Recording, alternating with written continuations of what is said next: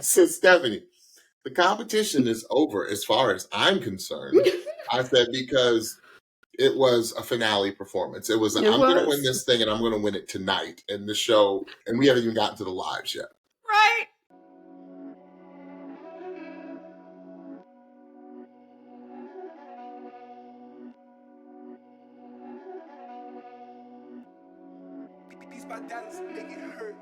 Hello, welcome to the Pitchy Podcast. We are your hosts, James and Stephanie. Here on the Pitchy Podcast, we are passionate about good music and a great vocal. We will use the vehicle of NBC's The Voice to give you our take and our feedback on each contestant.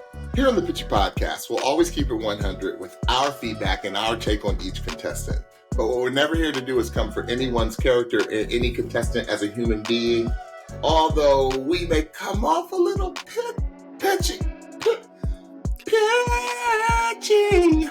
At times, if you know what I mean, we'll always speak our truths with love, kindness, and respect. And with that, Stephanie! Yo. Let's jump right in. We got so much to talk about, but we do. Without giving anything away for those of you that have not seen, these contestants, these singers, these artists, these musicians are just going to, so many of them are going to next level. And maybe it's because, I was thinking about this a minute ago, maybe it's because we are truly seeing so much growth in so many of them. Yeah. I gotta be honest with you all. I'm gonna be very transparent. I wasn't really feeling this season. And maybe because it was so close to the last season, maybe because last season was so brilliant. Right. And each season to me has topped the previous season. And I would always say something like, I don't know how it could ever top it. Right. And I just feel like this season as a whole, we have seen so much growth in so many of the contestants. And I'm talking about like exponential growth. Right. And we'll talk about it. So without further ado, let me go pull up these notes. And do I have some notes? Stephanie and I did not watch at the same time last night. I am deep in rehearsal for a show that I'm doing, so I can't watch. But Stephanie sent me a text message last night, and we'll talk about that text message later. And I actually called her.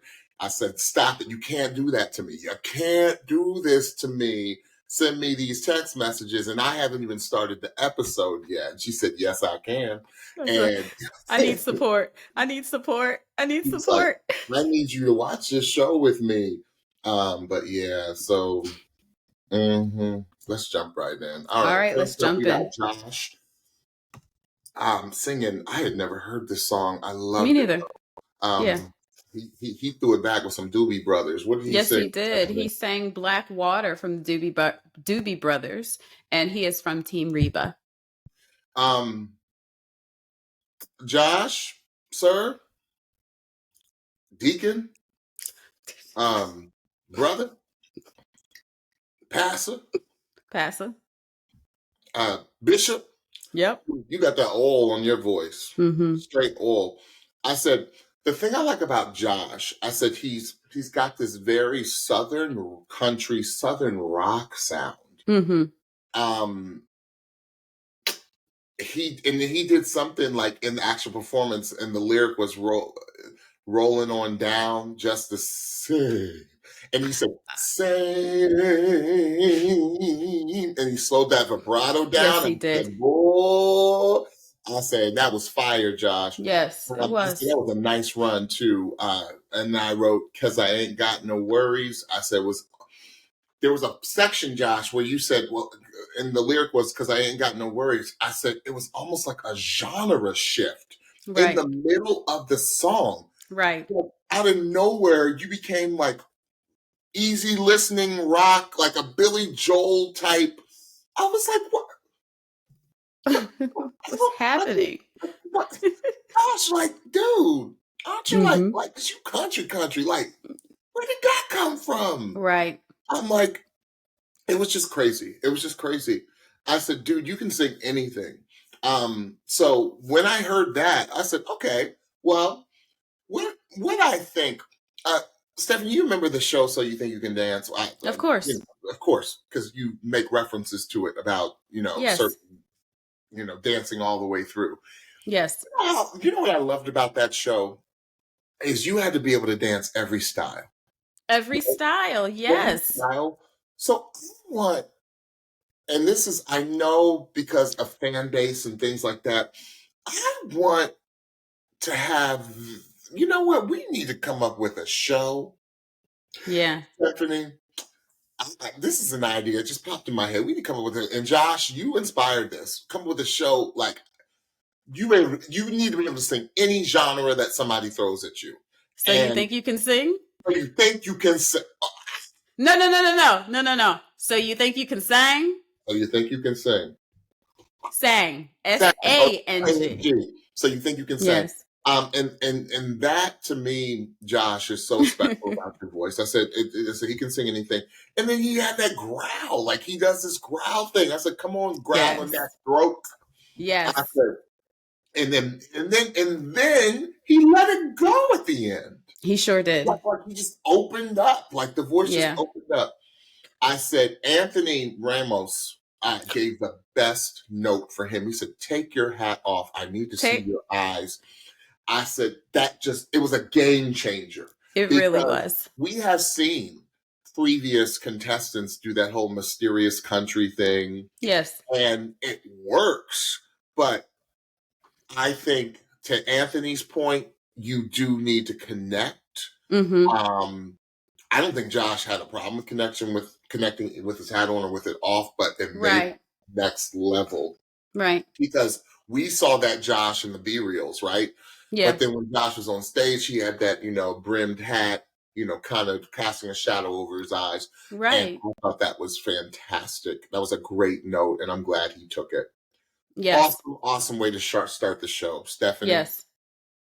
This man needs to have the opportunity to make his living a good living as a full-time artist. Yeah, I agree. Like, he is so consistent. His performances are so solid. Week in and week out, I know that I'm going to get a solid performance out of Josh. And this week was no different.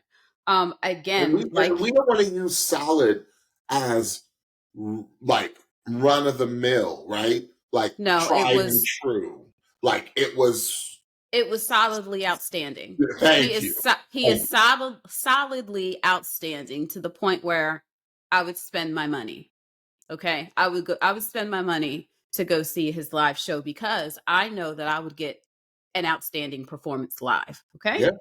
So I, again, like you, was not familiar with this song. And it was interesting with this song because I felt like the song on its face, there are points where it could have fallen flat. Yep. I felt like Josh did such a brilliant job with using dynamics and using vocal choices like the growl. The growls that he did were so well placed. Sometimes when artists do have that growl, they overuse it. Yeah. But I love the vocal technician that Josh was in order to do those growls at spots where it left impact. Yeah. I thought that Josh took notes so well during this. Everything that Reba and Anthony said to this man, he did. And it made his performance absolutely brilliant. The breakdown that Anthony suggested that he do to have everybody just kind of stop. It was a brilliant musical arrangement choice for this performance. It was wonderful. There were so many detailed things that made this performance so brilliant that only a pro could pull off. And lastly, I think that the connection piece was key. I think having his hat off was key because you really need it. And Josh hasn't had a problem with connection, but for this song in particular that everybody might not know that well, it was key to be able to see his eyes and to see him interacting with the crowd. It was fantastic. Again, just like you said, great show starter. Yeah. The coveted spots. We're learning, voice. We're learning. Yeah, I'm learning even more now. First, one in the middle, and then last two, Yeah. That's it. Yeah. That's it. Yeah. Those are the spots. Yes. Okay, so before we get into our next one, I said, okay, Megan Trainor, I see you working, girl. Megan is actually doing both shows, both Yeah. singing competition Yes. shows at the Yes. same time. Yes. I said, you Work. coach on Work. on the other show and on the Yes. I Yes. said, wow, Megan. Yes. And you know what? I got very excited because I know one thing about Megan Trainor. She is not like when she first came out, everyone thought it was a little bubble gummy. It was a cute song, catchy song of the year as All far as about that catchiness. bass, about that I mean, bass, no everyone, treble. it was just one of those songs that stuck in your head, but it showed you how insanely brilliant of a songwriter that she At is. 1000%. Since then, Megan has shown you she is no one trick pony and she's a No. really good coach. Yes, I she is. mean, really good. She is all about the nuance. She finds the littlest things to improve upon to Yes. take the performance to the next level. And I thought that Megan did that throughout her coaching. Absolutely. Anthony, Mr. Ramos, I'll get to you in a minute because, dude, you just, yeah. Anyway, Nadége, we had next, singing one of my favorite Coldplay songs. What she said. Oh God, that opening they choose like in commercials. I mean, I love Clocks. Yes. Love this song. Yes. Oh, Yes. Yes. woo. Yes. Again, from Team Chance, Nadége sang Clocks by Coldplay. I said, I've heard everything that they were hearing in the rehearsal. Nadége does these ornamentations that are so unique. They are so like no one else is doing this. She has this particular sound in her voice that I don't hear any singers. Like I can't say Nadége sounds like ... right? No, right. Because it's all her, it's all, and then I said, wow. Nadége, I would have never known, and this is a good thing. This is me not coming for you, Nadége, like that you were a worship leader. And the fact that you took your time in the B Reels to explain how much that meant to you Right. and how that really foundationally has driven, who you are and who are you becoming as an artist. And I felt like throughout the entire Be Real of Nadége, I felt like Nadége was also kind of like Josh. I felt like she was a sponge. I felt like she was taking like Megan and Chance's note. But the thing is, Stephanie, the issue I took with this performance is I just wanted more connection. And I think this is going to be the common theme of tonight.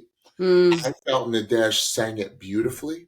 I thought she made the song her own, but I felt she was not that she was closing her eyes. I just felt like she was looking down a lot or like looking up a lot. I didn't feel, I wanted Nadége because Nadége is a strikingly beautiful woman. I wanted to see her eyes, and I just don't feel like, and maybe it was the camera angles, I don't know. I just don't feel like there was enough connection with the crowd and with with us in the TV world. And I don't know if I would have necessarily chosen this song for the playoff rounds. I would have chosen it probably later in the competition, in the lives, especially towards the end of the lives, if you make it. Okay. Because I feel like the song itself has nothing to do with the dash. I still feel like it showed enough range. Okay. For me. I really feel like Nadége she hits her sweet spot when she sings, because I have seen Nadége connect and she is a great connector. Right. So I think that she hits her sweet spot when she picks a song that has more connection. And I just felt like this was a little bit more introspective of a performance.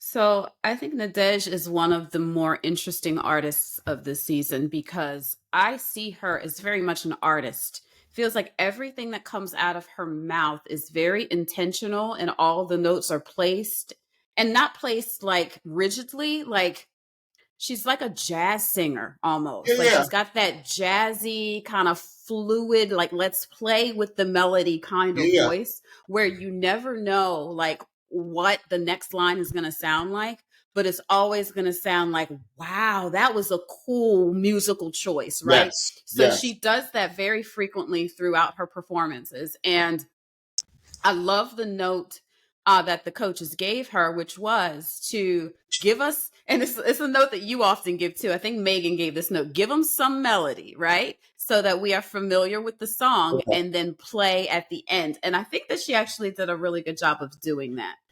Um, I first want to say bold choice to lower the key from what they had suggested in the rehearsal. And I love Chance's take on it as well. He was like, look, you are the artist. You get to make the final decision as to what you're comfortable with. So I really appreciated how he respected her choice and didn't like count it as a strike against her that Right. she went against something that they had discussed in rehearsal. So here was the really interesting thing about this song. Because of what she said in her B-roll, I feel like she approached this song as a worship song. It's not a worship song, clearly, it's Coldplay. But I think that she approached this song as a worship song. Makes sense. That makes Very sense. much so. With the If you things look that at her song is doing. if you look at her body language, Yeah, if you look at her hands, yeah, if you look at her looking up, yeah. if you have the feeling of her being introspective, she Hmm. was approaching this song as a worship song, right? I get it. So I get exactly what she was doing. And I think that's why it was so present in the B-roll as to what her faith was and what she was connecting to as she's going through this competition. I agree with you though, because even when we are serving during worship at our church, James, we have been guided. I won't say taught and I won't say instructed. We have been guided to not only connect. This is not our personal time of worship, right? When we're out in the congregation, we can do whatever we want. When we are on that stage, we need to help others connect up. So we have to look out in order to have them look up, right? And Yeah, make yeah. those connections so that we can all enter into worship together. So I do feel that is a piece of what she was missing in this performance was and I'm sorry, we're on TV and we are in front of an audience. You Yep. have to try to connect with your TV audience as well as your audience in front of you in order to make a true connection. Bring everybody into your performance. The last thing I'll say is that I believe that if the arrangement and musical interpretation of this song was completely different, this song would have been, or this performance would have been absolutely incredible. Yeah. I can hear it. If it was stripped down to just piano, percussion instruments, acoustic guitar, and it stayed there, it would have allowed for her vocal Yeah. Yeah. to be more lively, because by the time you get to the nothing else can be, like the band was like Overpowering at and they times. were overpowering her, and it Yeah. only made me and probably a lot of the audience think about the original version, right? And the way that she sings just did not lend well to all of the Coldplay or musical instrumentation of the original of the song. So had it been done differently musically, I think that it might have landed a little better for me. That's a really, really good observation, Stephanie. I couldn't put my finger on it, but then you just triggered a memory. I remember thinking, I was like, whoa, Nadege is getting drowned out a little bit. I feel like the band got really big and she's still doing the Nadege styling that, again, no one else can do but her. Right. Yeah. Right. Okay, great. Next we have our Garcia twins singing an Ed Sheeran song that I just love this song. What they sing? They sang Castle on a Hill. Um, let me tell you, you all know how I mentioned earlier in the podcast that the level up that we have seen, the growth, the Yeah. evolution that we have seen. If none was more apparent than what the Garcias did last night. It was, I said, Ed Sheeran sounds so good in their voice. That's right. Oh, so good. And then they had the nerve to do that. Just, I was like, okay, there's that Wonder Twin harmony that I always look for when you have Yes. twins, or even a step further, twins, identical twins singing Yes. together. It was so tight. I said, Yes. gorgeous singing. That's what I Yes. wrote. I said, I love the build in their voice as they were working their way up the song. It was an amazing, amazing thing to see. I was like, these dudes are high schoolers. Yes. Like, again, when you're that young, you all don't understand. There's so much that goes into singing that people don't know. You just don't get up and sing to arc a song, to Yes. build it. I said they were also giving an incredible lesson on stage presence. And Stephanie, you brought up a note last night to me that I want you to talk about, but I'm going to talk about I was like, okay, Stephanie saw the same thing that I saw. I said, what something they do, like if you are in theater, there is something that you are trained to do where you don't want to upstage. And when I say use the term upstage, that means if the attention is not on you, you still are in character. You still do what you do. But if someone else is having the spotlight or someone else is being featured at the time, you don't want to draw the attention. Now, there's some of us like Stephanie, who when we watch a show, we're looking to see what cast member number 6 is doing, because we're looking for the whole proscenium of the scene.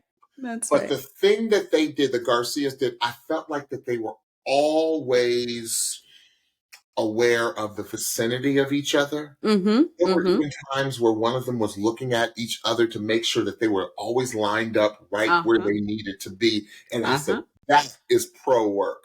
I said, watch that, you all. It's a nuance. It's hard to catch, but if you're in theater, you know what I'm talking about. You always know how to, your spacing. Dancers do it too. Yes. You always know your spacing. You always know where somebody is, and you make those little slight adjustments, and you look out of the corner of your eye to make sure, okay, they're right there with me. I'm right there. Let's go. And that's what I saw that I love that the Garcias did last night. Yeah.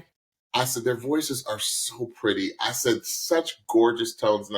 And I hope you all don't get offended when people use feminine words adjectives, words that are known as feminine adjectives to describe a masculine voice, because you know what, let's throw all those old patriarchy things out the window. Okay, yes, you all have gorgeous, beautiful instruments, and I love a good opening of the throat. And I think that towards the end of that song, they opened their throats up, and I was like, this was by far their greatest performance. So, boys, I am so proud of you. Y'all are fire last night. Stephanie? I wasn't ready for the opening of the throat. Oh my gosh. So Anthony gave them a note and he said to tap the note, which I loved. When one of them could not get right up, couldn't sustain the note, he was like, just get up there and tap the note and then work your way down. Secrets, Anthony. I said, I'm going to start using that. We're going to start using tap that note. Tap that note. Run it down. Run it down. I said, oh, I love that. Stop telling normal people what we do. That's right. That's right. And that is exactly what we have seen.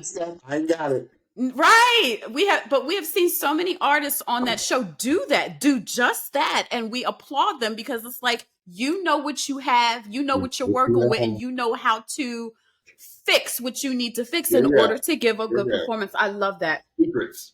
Yes, the other note that he said was, make sure y'all look at each other. And when they did, oh my goodness, this was bar none, by far, my favorite performance by Justin and Jeremy. Oh my word. When they came, when I forget who is who, I apologize, but when the first brother came in with that nice low toned opening, I was like, oh, this is what we coming with?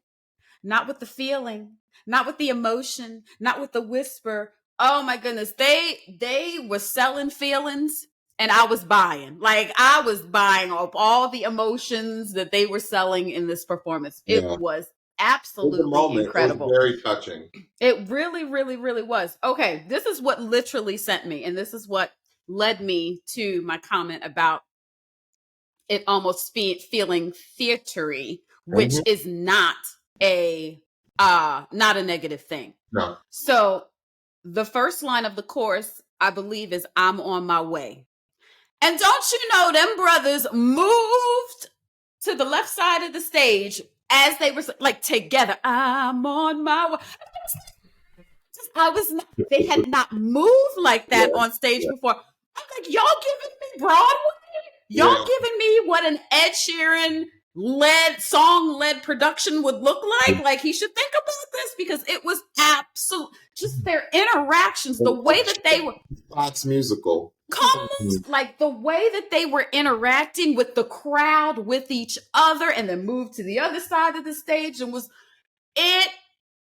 Yeah. Oh my, it like sent me. It was so, I would have paid to see that. Yeah. I would have literally paid money to see that.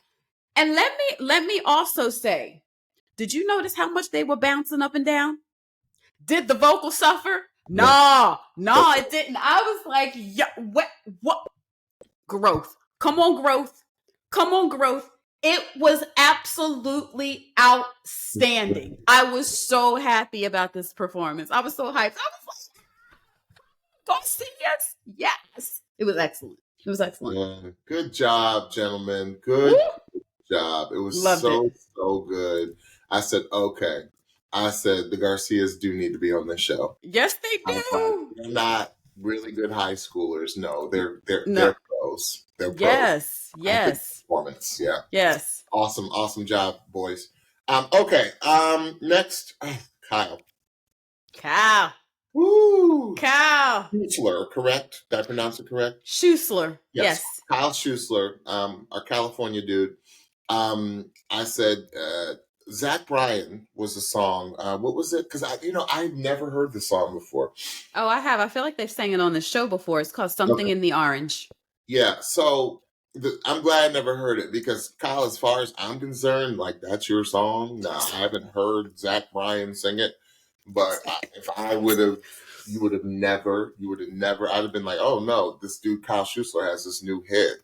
Like it's gonna be fire. Like he plays a harmonica on it and plays the harmonica well. And he's strumming his pain. I said, dude, I still can't believe you're 19. Like oh my goodness, you are an old soul. You really are. And I don't know if you're the youngest in your family and your siblings are like older than you, dude, but like you just butter that voice. That's right. I said, for some reason, and maybe it started to pick up a little bit, but it's like I felt like I really started connecting with him from the second verse on. Mm-hmm. I said, the thing about Kyle that's so scary is I don't think he can sing a bad or wrong note. Like his voice is perfect. It's like a perfect voice. It's a perfect voice. He always gives a perfect vocal. It's a perfect voice. It's like perfect. Like your tone, your pitch, your choices, your musicality. I can go on and on, Kyle. I said I just wish he took Megan's note a little bit further. Because when Megan said, look at the audience more, I wish he took it a little bit further because Kyle is a superstar. He's a superstar, you all. Like he's on his way. And I think he is on his way well beyond The Voice. Like, I just think this is a perfect platform for him to get seen because he's Yes. that special of a singer. I said, such an incredible musician. Like, seriously, Kyle, it was, um, and Kyle is one of those people that singers that are so good that he doesn't need a big bombastic song to make a That's point, right. make an impact That's because he right. does it all on his own because he's that That's right. talented. And it takes a very special, rare type of artist who doesn't need the big number That's to right. draw you in and to That's be right. like, that's one of the best singers on this season. Yes. Stephanie. His voice. Mm-hmm. There's usually one artist per season where it is their voice. Yeah. That I just like, you could sing me anything and Yeah. I'm buying it. And I will pay the big bucks just to hear the voice. Oh my goodness. And just like you said, this is Kyle's song. Zach who? Zach who? Yeah. This is Kyle's song. Mhm. Okay. The way he communicates with his throat and vocal cords Yeah. is unreal. It is a gift. It is a gift. This young man is an artist. This young man is a true artist. And I cannot wait to hear what he is going to release. I know he's releasing something soon. I know he's a songwriter. I cannot wait to hear it. It's almost as if he's apologetic for his talent. It's so he's so humble. Yeah. He's Like, so humble. Okay. that's This what okay. I feel. Yeah. He's so humble. So I absolutely 1000% agree with you. So Kyle, you took the note, bro. It took you a minute to take the note because them eyes was closed, but you did open them. You did. I saw you. You did open them. But what he did was he opened his eyes and he was staring down. Or he was staring like. Yeah, I felt Nadége did that too. Like, yeah, it was very introspective, right? Yeah, it was like, I'm gonna open my eyes, but I'm not. And you know, if you have not been on TV, if you have not played 1,000 million shows, this is an art and a gift as well. Yeah. And something that needs to be taught and something that needs to be practiced is making connection with feeling comfortable enough. Because it's a vulnerable thing too, to be looking out at a crowd and looking at a TV and finding your camera and finding your angles and all that. But let me tell you something. And Kyle, I know you are not this kind of dude. This is just a really over dramatic illustration of what I'm trying to say. Very dramatic.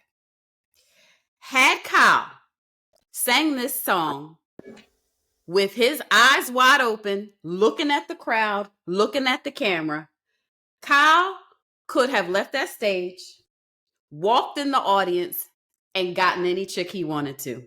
Yeah. Because the way he was singing that song, without him making the kind of connection that I wanted him to make, I was all in. In.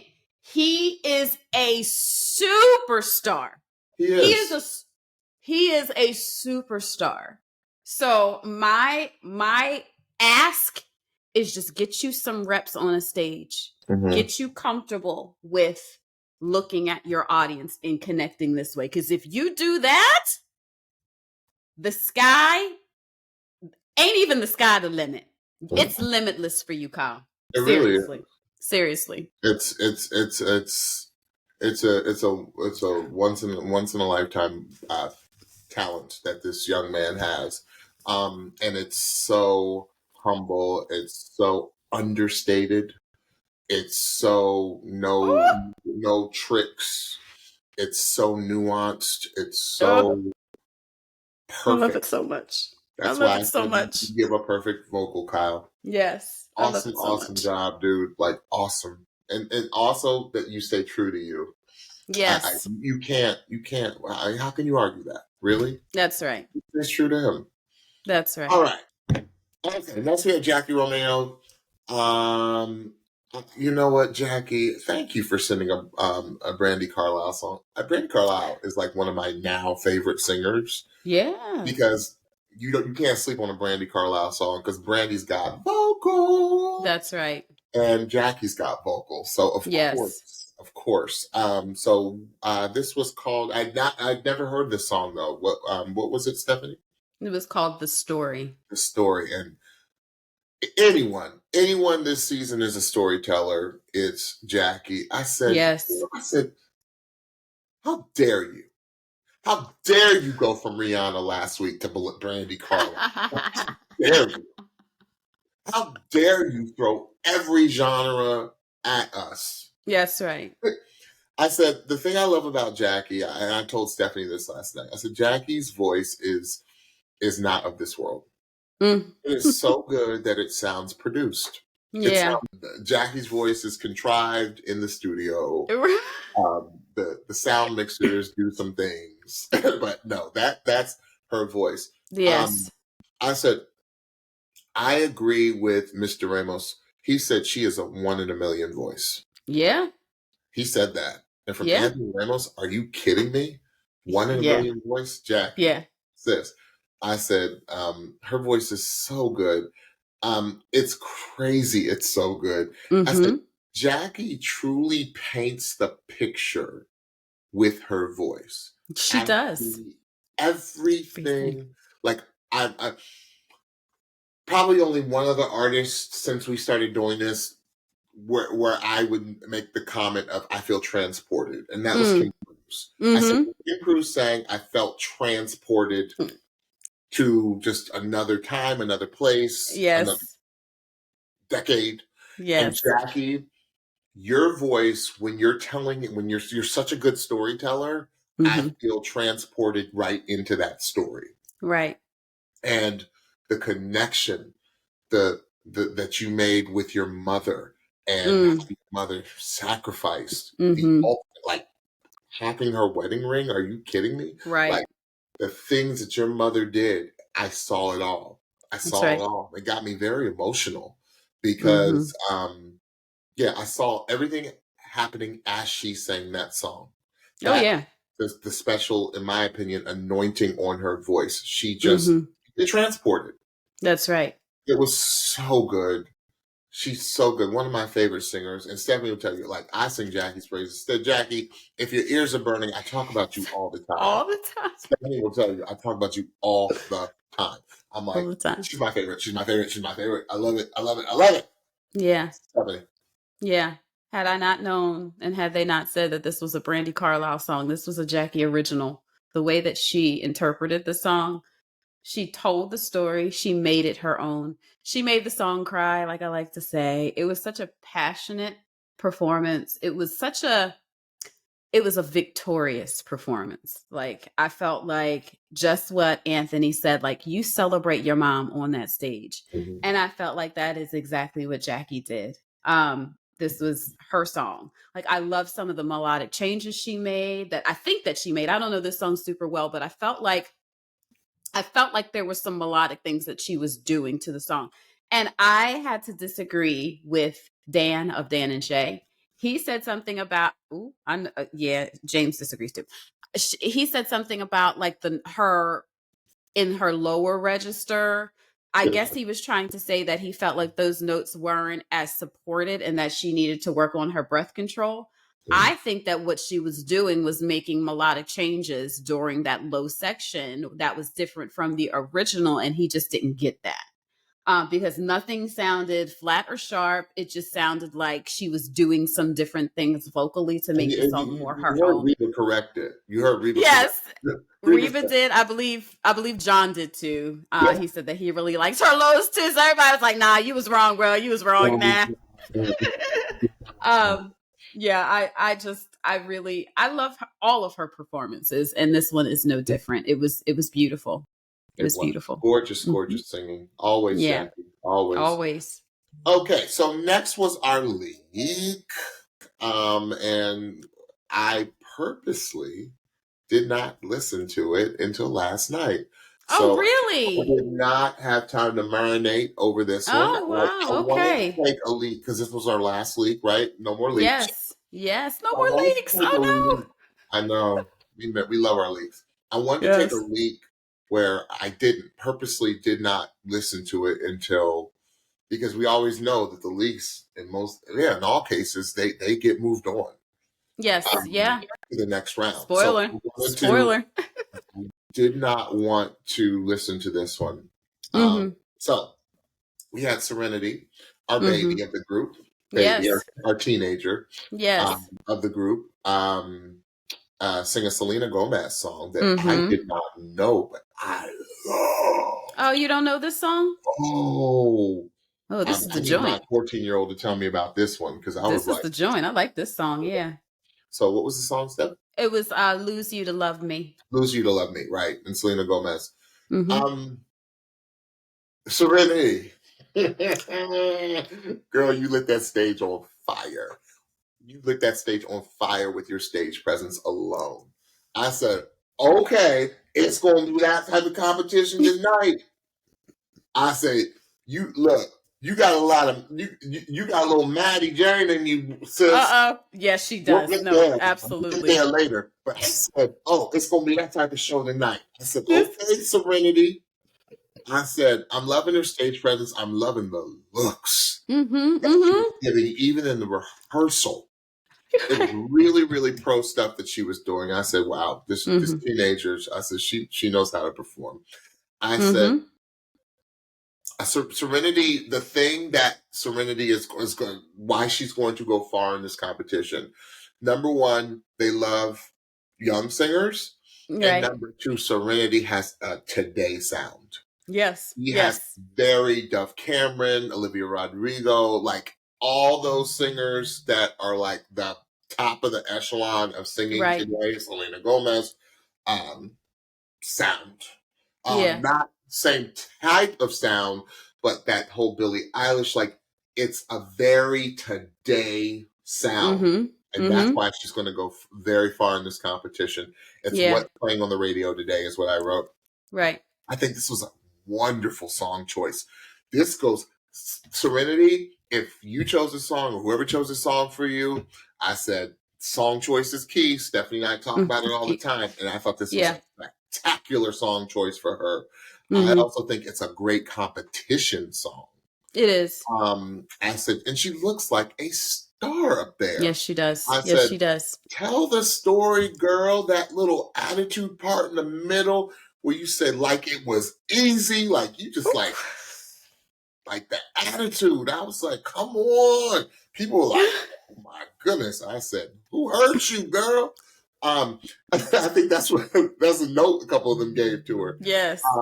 I said, one thing that makes her so special is that she is, to be so young, a very good storyteller. That's kind of my Yes, she is. thing tonight. Tell the Yes. story. And Yes. Serenity knows how to connect with her audience, and I loved it. When I first saw this performance, I saw the Instagram chopped version. They don't show the full version because there's not enough time, right? So I entered into the song in the middle and to the end. I feel like that cut did the whole performance a disservice because there was an arc that Serenity gave us in this full performance where it started off quiet, it got very angsty in the middle, and then it went back down to quiet, which was really, really, really beautiful. And I love seeing those sides of her.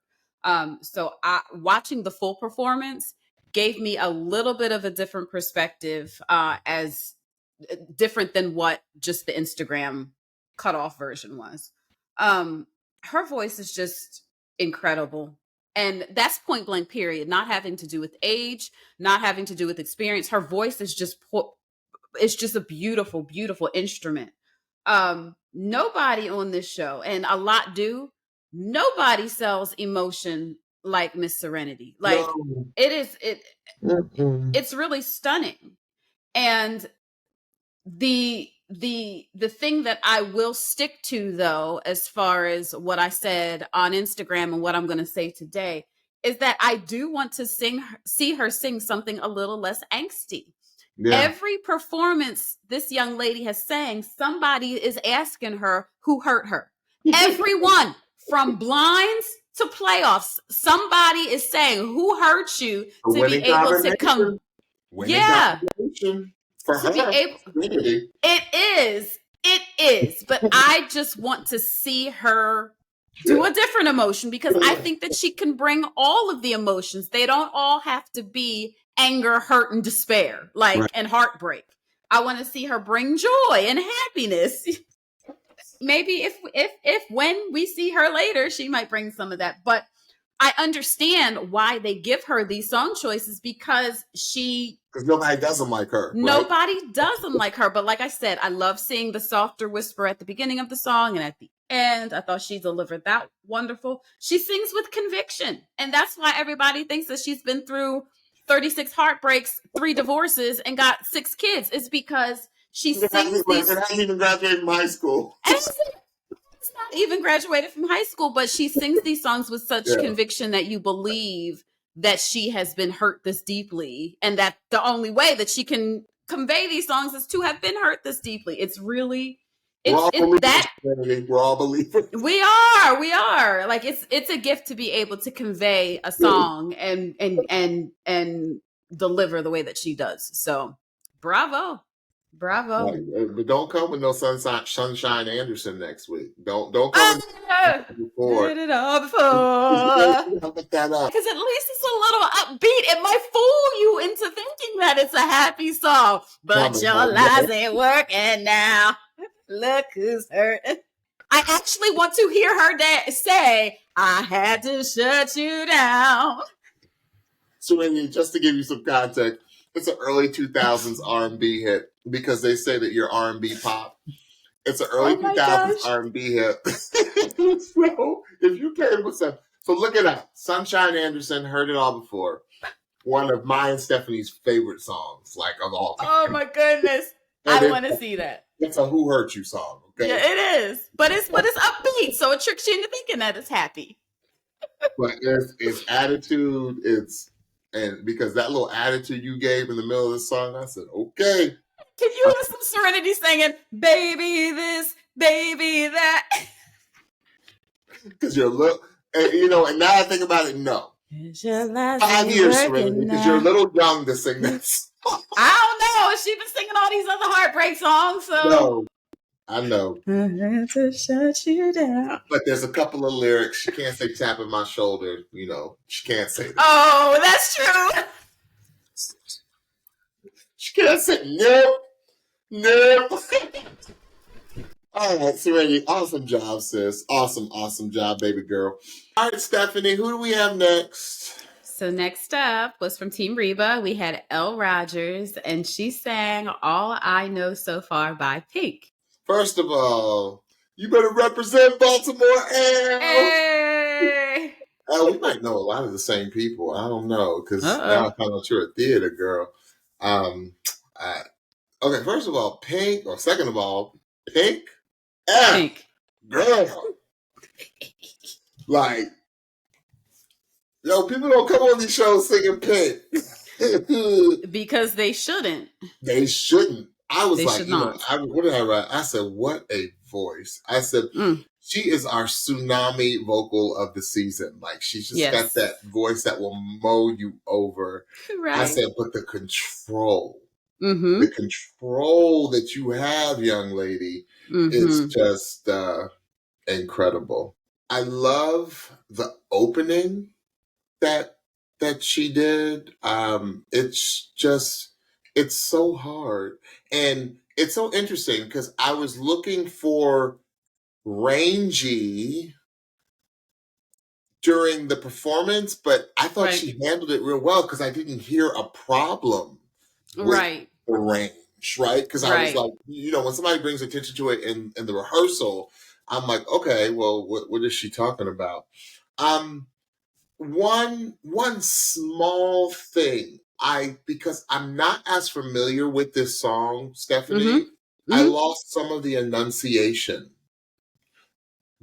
I lost some of the or the words, the Okay. words in the song. Okay. But when you went to, I think it's either the B section or the chorus or something, I said, but she had me back and she never lost me. But during the verses, like early on, I lost some of the words in the song. Okay. I was singing the snot out of it, but Okay. I lost some words. Okay.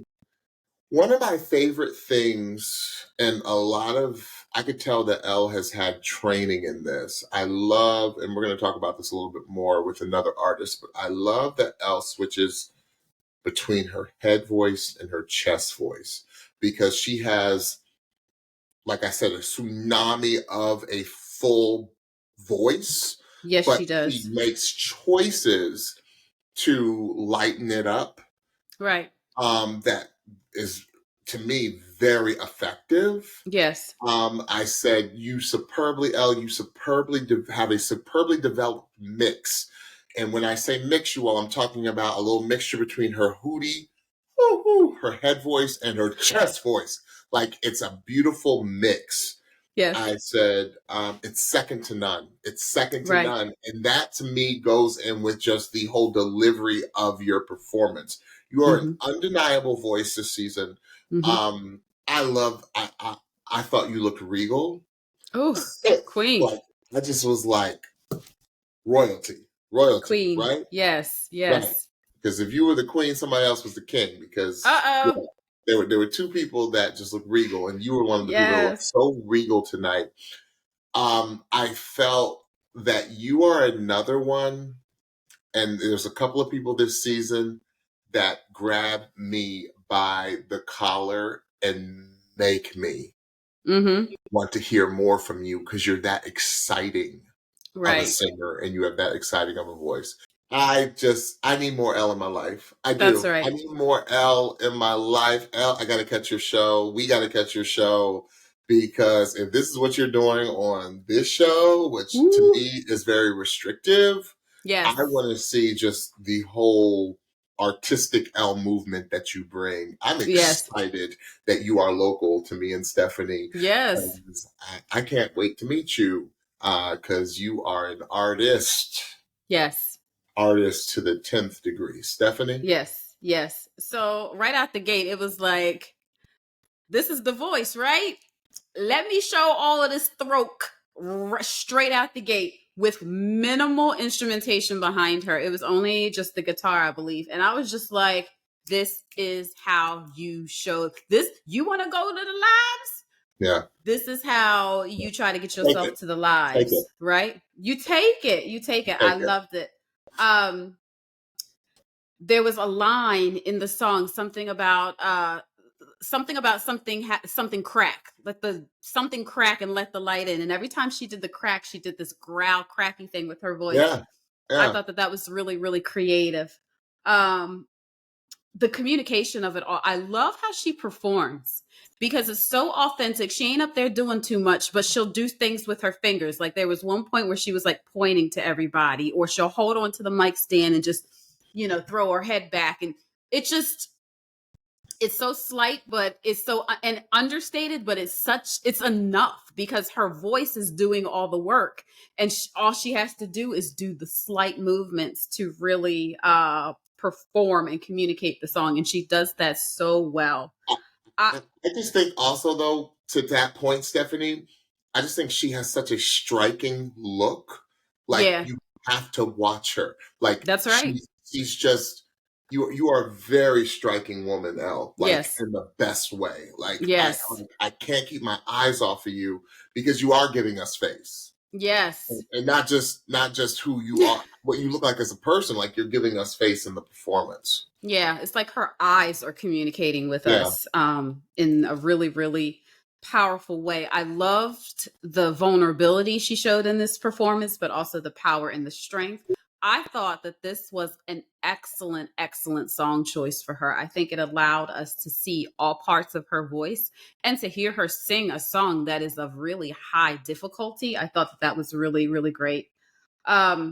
So at the end of her performance, I said, okay, what am I missing? Right.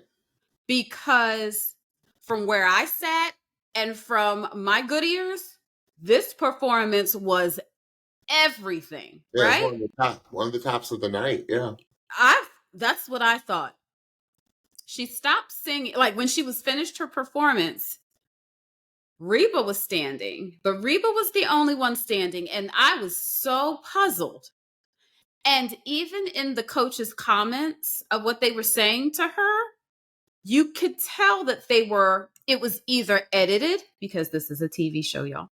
Mm-hmm. What they said was edited down to only the kindest of things and the most glowing, and they edited out other things, or they were biting their tongues. Like something was off. And I could even tell with Elle that something either happened, or she could tell that they weren't as in love with the performance as what I felt like they should have been, and maybe what Elle thought that they should have been. So I didn't really understand what was going on because it was weird.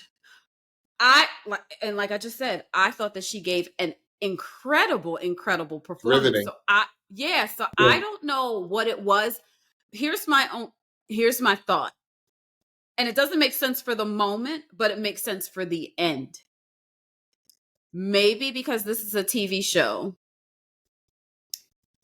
this occurrence lent itself to the results and how the results ended up. Not the results in itself, but how the result might have felt. We'll see. That's interesting. Very interesting. Interesting thought. Mm-hmm. We'll come back to that. We'll revisit. We will. All right. So next we have Arletto. Yes. Arletto did a Bieber's with Chance the Rapper sprinkling. Yes. And what did he sing?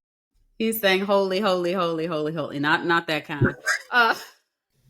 He sang "Holy." Justin Bieber and Chance the Rapper's song "Holy." Arletto, props to having like the chutzpah. Yes. The word yes. I use, to do that in front of the artist. Yes. Like Megan even said it. Megan Trainor even said it. Like, it takes a lot of guts to do what you're doing right in front of your coach's song. Right. One of my favorite things that Arletto did, I call it the Fantasia Barrino School of Singing, is Arletto uses little sections of a song where he'll talk and give direction and say, "Come here, listen, y'all sing that part." Like, right, like almost conducting vocal cues. It's kind of a worship leader thing.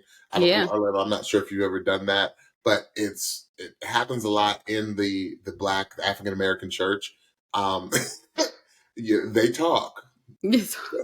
When in the Black church, if you've ever been to one, the singer will talk to the congregation will talk to the singer. That's right. I love that he did that last night. I also love, there was a section of lyrics saying "running to the altar like a track star" part. Yes. I loved what he did there. I said, Arletto, watch the runs. Because I lost a little bit of melody in the runs. Because I don't know this song. Stephanie, you might know it. Somebody, you can give me a little bit insight. I felt like there was a little too much of a deterrence away from the melody of the song. One thing about Arletto, he has one of the most beautiful falsetto voices. Like his super high voice is just gorgeous. I also think Arletto, in the very beginning, when it was kind of stripped down and I thought there was a little tuning issue. I felt a little, but the thing is that I like about you is you fixed it immediately. Like, you may have, a couple of notes may have been a little off, but you have, I can tell, an incredible ear, and you fixed it. And that's just me being very nitpicky. I don't know if I would have necessarily, this is another one that I don't know if I would have chosen this particular song, but then again, we don't know if he chose it or not. Right. I don't feel like it showed enough of his range, because we have seen in previous performances, Arletto does have crazy, not just range in notes, but Right. range in performance. Right. So I don't know if I would have necessarily picked this song. Stephanie? Right. It's funny that you mentioned that. That is one of my last notes, because even Chance made that comment that he did not think that this song was rangy enough for Arletto, and he didn't think that this song lent itself to see Arletto's full vocal range. Just Sure. like, it's like, that's interesting, because this is your song, Chance. But kudos to Chance for keeping it real and saying, you know, this song might not have been the best to show your range. So good on him for keeping it real. This fit, Arletto's fit was so fire. It was like, I called it a reconstructed like clergy attire. Like, that's what it looked like. It was so cool. Yeah. Loved it. It was. Arletto always brings it. He's always fresh. Every week he is fresh. I really like the arrangement of the song. I like the stripped down version at the beginning as well. He was another one that's like, okay, we're in the playoffs, I'm going to give you straight vocal. And I thought that it's a great strategy.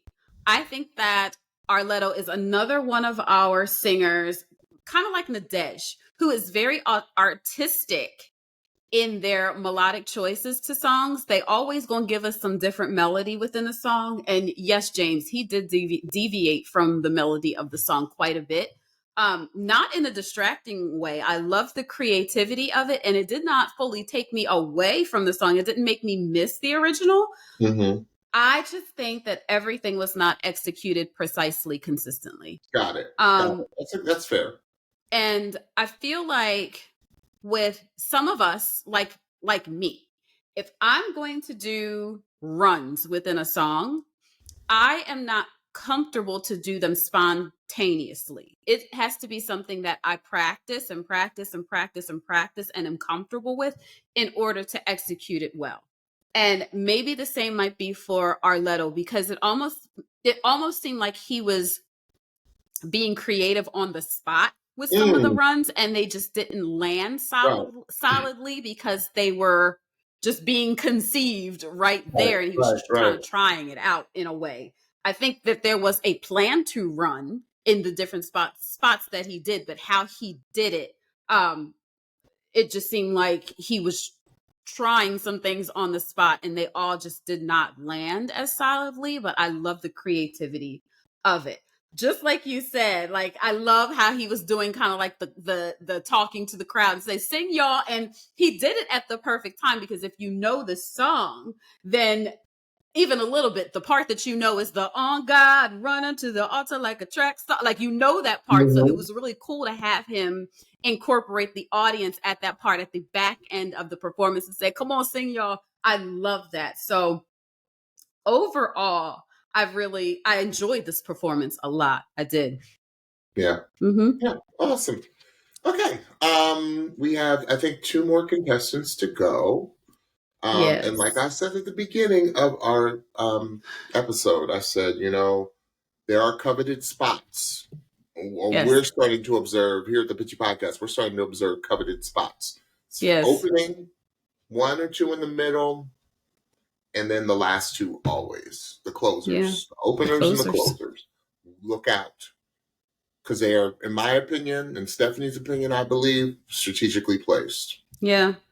So, our next performance was Asher. Yes. And what did Asher sing? He sang Titanium by David Guetta, vocals by Sia. So, Stephanie, yes. Give the pitchies a little backstory as to what happened last night. So, I was watching alone, and y'all, and this man. It's an inside joke, but it's not really an inside joke, because Stephanie will explain why she started off with watching alone. But I was watching alone because James is a part of a production now that does not allow him to watch in real time. And Asher pops up on the screen, and I'm just like, okay. And then they say what he's singing, and I'm like, okay. And even before that, like before the commercial breaks, they gave like this much, enough where if you know the song and you saw Asher singing it, you're like, oh, let me mentally prepare my mind, body, heart, and spirit right now before he comes on the stage and slays. And I spent the duration of Asher's performance going, because everything that he was doing was so brilliant, but I had to yapping dog. sounded like a yapping dog, and I had to keep it in, because if I didn't, I was going to miss all the other incredible things that I knew he was going to do within the performance. So right after the performance, I knew James wasn't watching, but I needed emotional support. So I texted James and I said, "Holy crap." And James That's calls not me really right up. what she said. That's not really what she No, thought. that is what I said. Oh. That is what I said. Because I'm trying to be holy. Okay, I'm trying to get my life together, and I was trying to be good. And so I texted James and I said, "Holy crap!" So James texted me back, and he was like, "You can't do this to me." Basically, don't do this to me.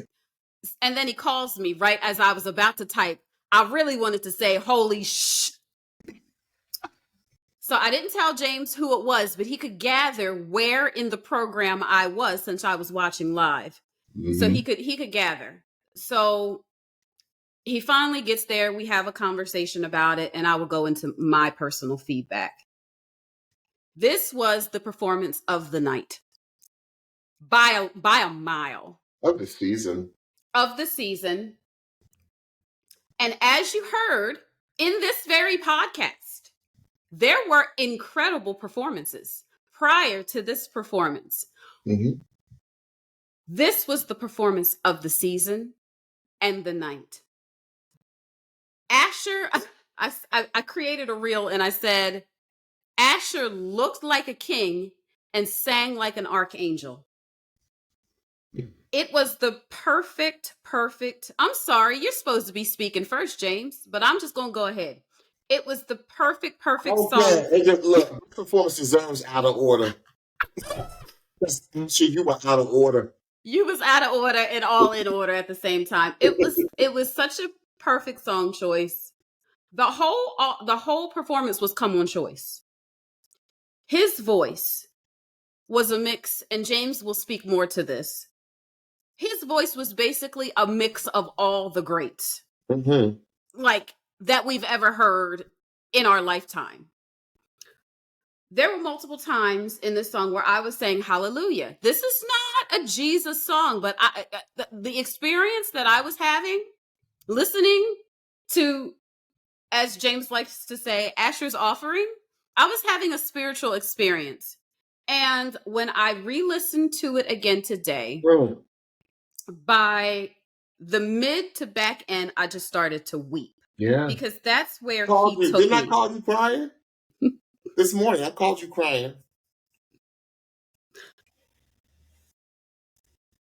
John put it best. Yeah, he did. John put it best. Yeah. Asher, your voice is anointed. And that's all I'm going to say for now, because I want James to further expound on some things. So after I got done listening, and I'll go back and I'll break down what Asher did, some of the things that he did. I said, I called her immediately. I did not watch the comments. And yeah. I said to Stephanie, I said, I think I figured out what is so special about Asher's voice. Yeah. I said he Whitnified it. Mm-hmm. Asher Whitnifies everything. And the term, I just made it up on the spot last night. I downloaded that term. It's not a word, y'all. But little did I know, Stephanie said, are you sure you did not watch the comments? You didn't hear what John said. I said, no, I did not. I said, I called you because I was like scrambling to get to the phone to call Stephanie. Like, I don't think he was even finished. Just like Reba stood up before he even was done. I was scrambling to get my phone because I think I may have thrown it to call Stephanie because of what I just witnessed. And she said, okay. She said, call me back. Stephanie and I called each other back probably about 10 times last night. Well, I called her back 10 times last night. She said, call me back after you watch the comments, after you watch what they say. And sure enough, John said the exact same thing. He didn't say Yeah. wignified, but he said, you do things that only Whitney Houston's the only person I know that can take a song, any song that is not theirs, Yeah. and just make it just the most beautiful, special song ever made. Yes. So, Sia, I'm sorry, it's not yours anymore. It is Asher's now. Yes, it is. Now, Asher, let me talk to you because I know you do watch the show and we love you. I need to take a voice lesson. Can you give me, can you slide into my DMs, Asher? I need to. You and I are very similar voice types. Like, it is a very unique voice that takes a kind of a long time to not manufacture, to form, because it is a voice. I call it a barytenor, even though that is not a term, Right. if you call it in German. But you are a baritone, but you're not. Your voice can't be categorized Right. because you sing everything. And not only do you sing everything incredibly. Like, there were things that you did. We called you former contestant. We termed Devix was a former contestant from our first season of the Pitchy podcast, where I said Devix was so awesome that he literally threw everything vocally at you, performance, every one of his performance. And that's what you do. Like, you gave us everything. You gave us nuance, you gave us runs, you gave us power, you gave us head, you gave us chest, you gave us mix, you gave us low. He said, no. Like, dude, when you went, no. I said, I said, the competition, I called Stephanie, I said, Stephanie, the competition is over as far as I'm concerned. I said, because it was a finale performance. I'm going to win this thing and I'm going to win it tonight in the show. And we haven't even gotten to the lives yet. Right. So I was just like, yo. And it's these little things, like he said, cause I want to lose.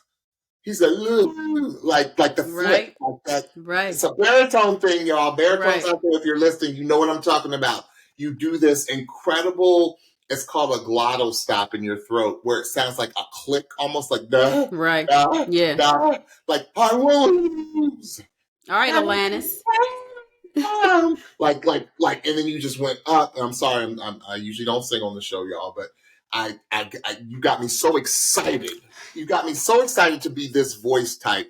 And I just was like, I need a voice lesson. Like, please, I will pay you to show me how to do. I told Stephanie, I said, I'm stealing everything. Everything that this young man does, I'm stealing it all.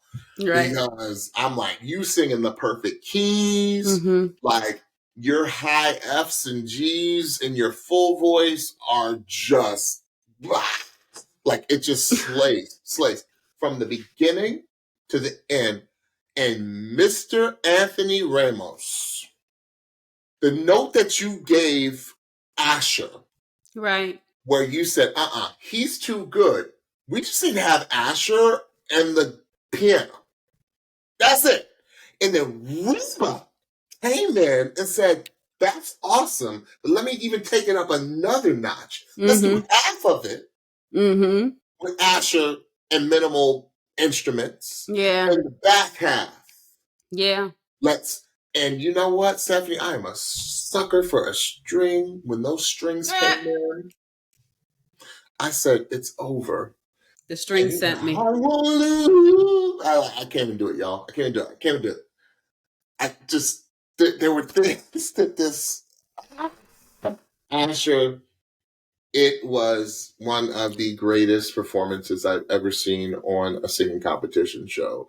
Like, I hark back to the first time I saw Kelly Clarkson on a singing competition show 20 some odd years ago. This is what I'm comparing it to, because it was truly lightning captured in a bottle. We are going to remember this performance it's got such staying power. 20 years Yeah. later, we're gonna be talking about this because it was divine.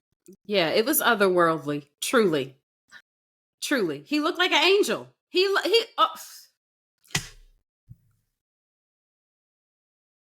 It was just, yeah, it was breathtaking. Asher, there's something that you do that is very Whitney that nobody else does. It's so effective, but it's so slight, and you gotta have an ear to really catch it. Stephanie, right. you know how he says the word? He could. I said it down. He could say, I said it down. No, he goes, I said it down. Mm-hmm. Like that da like that half step interval, like down, and then a little flip down. Like I'm just like, yo, stop it. That's what John was talking about. Because what makes something Whitnified is it sounds so regal. Yeah. But it's restrained as well. But then you get like a dope run in there. Yeah. Like it's very signature to Whitney, like you described last night when you hear her sing I Will Always Love You and you compare it to Dolly's version, it sounds night and day. It's not the same song, but when you hear Whitney sing it, it sounds so regal, so restrained. She has a couple dope runs in there, and then there's just holleration.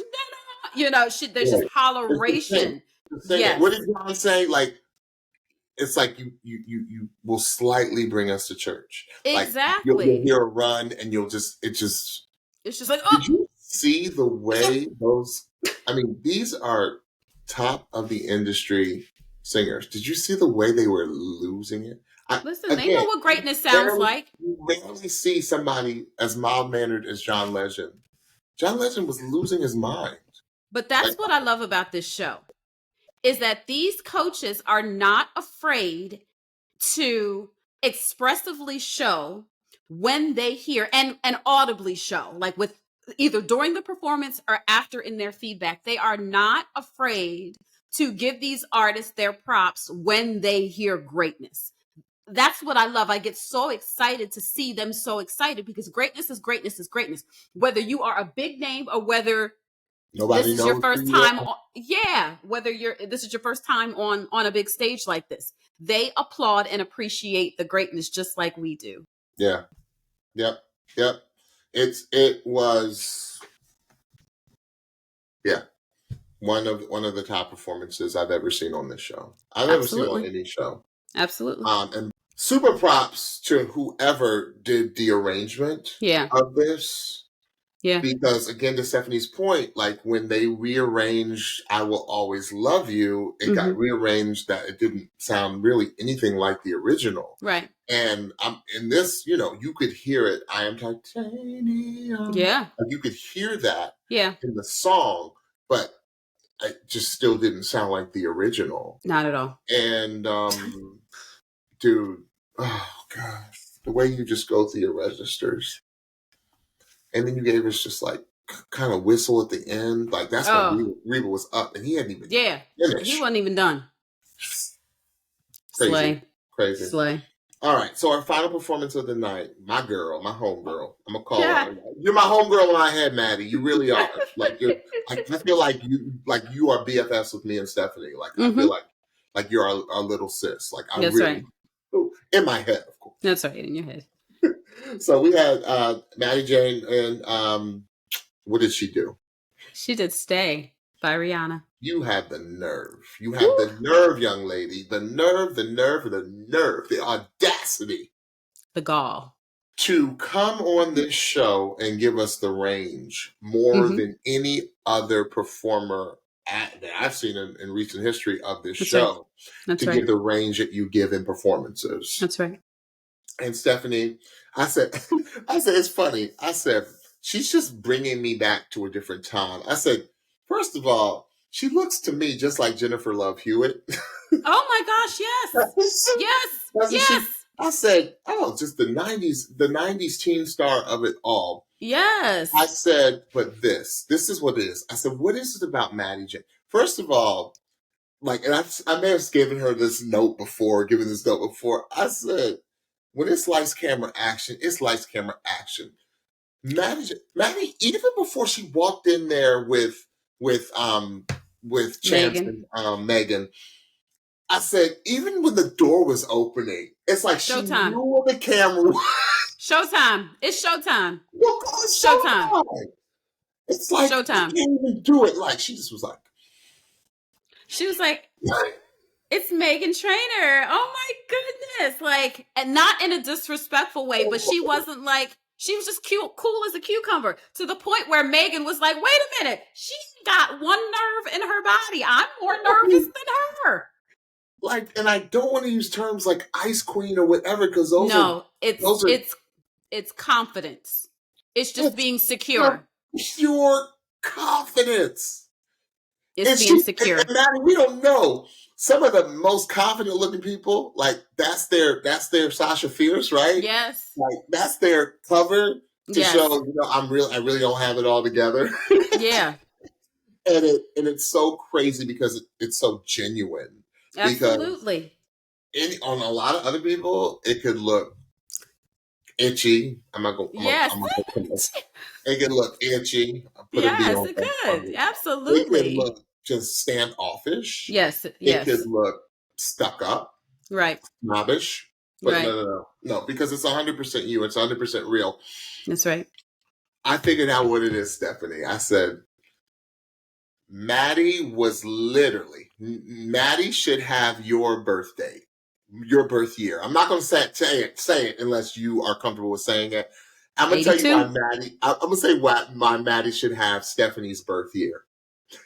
Because if Maddi was born in 1982, that would have put Maddi would have hit the scene when Brittany, Christina, Jessica, Mandy, the list goes on and on. And she would have been the best out of all of them. And that was what I was holding to tell you today. It hit me. I'm getting chills. I said, Stephanie is going to vibe with this one. If she was born in 1982, I said Maddi would have been the biggest of them all. I'm talking about all the singers that came, whether they were the Mickey Mouse Club, almost Mickey Mouse Club, of all the singers that came through, the female pop sensations that came out of the late 90s, early 2000s, Maddi would have been the biggest of them all. Do you know 1,000%. why? Because of what I saw last night when she had the nerve to pull it back and totally just literally stand there and sing. That's right. That's right. A Rihanna ballad. That's right. I said she would have been the biggest because she takes the entertainment value of a Britney. Even though Britney could sing her face off, Britney would know more for the entertainment side. That's right. If y'all don't believe us, go back to early Britney, Mickey Mouse Club. Listen to her sing her face off. Britney could sing her face off. Just like Christina can dance her butt off. She did it in that terrible movie, but she sang and danced her butt off in Burlesque. But everyone knows Christina was the voice, right? That's right. Is the voice. I'm saying That's voice. Right. That's right. Is the That's voice, right. Right. That's right. That's and right. You got Jessica, you got Mandy, you got all the other singers of that, female pop singers of that era. And to me, it's like if you combine them all and you take the best of all of them and you have Maddi Jane. Absolutely. I was like, that was a note that I was holding because I wanted to see Stephanie's reaction. And I knew you were going to react like that because I think you see what I see in it's the perfect description. And the sheer brilliance of this young lady. That's right. Stephanie. Again, she was like, we in the playoffs. I'm going to stay here and sing. I'm going to stand here. I can do all the other things, and I've showed you that. And I've also showed you that I can sing. But what I'm about to do is I'm going to put on a nice dress, and I'm going to sing this ballad, and I'm going to deliver. And it was straight vocal. Straight vocal. Oh, my goodness. It was like, come on and tell the story, sis. Are you real? Like, It are was you like, that good of an entertainer and vocalist? no, she is. It was Come On Tell the Story, sis. It was Come On Choice. It was Come On Dynamics. It was Come On Holleration. She did more holleration in this performance and in this song than Rihanna did. And I love the choices that she made to differentiate from the original, but it didn't take me out of the song. It wasn't distracting. It was perfect. The control of it all. She has some of the best control of her vocal on this show. And that is proven by not only this ballad, but with all the rhythmic singing that she did and the other selections that she's done on the show. Come on, falsetto at the end. The end of the song was brilliant because it was a beautiful exclamation point to show I have all the vocal. I have holleration, I have lows, I have highs, and I'm going to give you falsetto at the end. I thought it was brilliant. It was just brilliant. One thing, me and my technical eye, she had one of her inner ears out throughout the entire performance. And I was like, I bet you she want to hear the room and hear what's coming in her ears. Professional. No, everybody shouldn't do that. Everybody can't do that because, and I want to be clear as to why. There is sound going on in the studio. These audience members are screaming, they're clapping, so she's taking in all of this background noise and also hearing what's being put in her inner ears. And the fact that she could millisecond delays too. Yes, like absolutely. Because you hear the true feed in your ear. She's hearing two different things. House, you hear the sound going out. She on another level. That's all I have to say. She is on another level. It was brilliant. One part during the Be Real where Megan said, "What are you looking at?"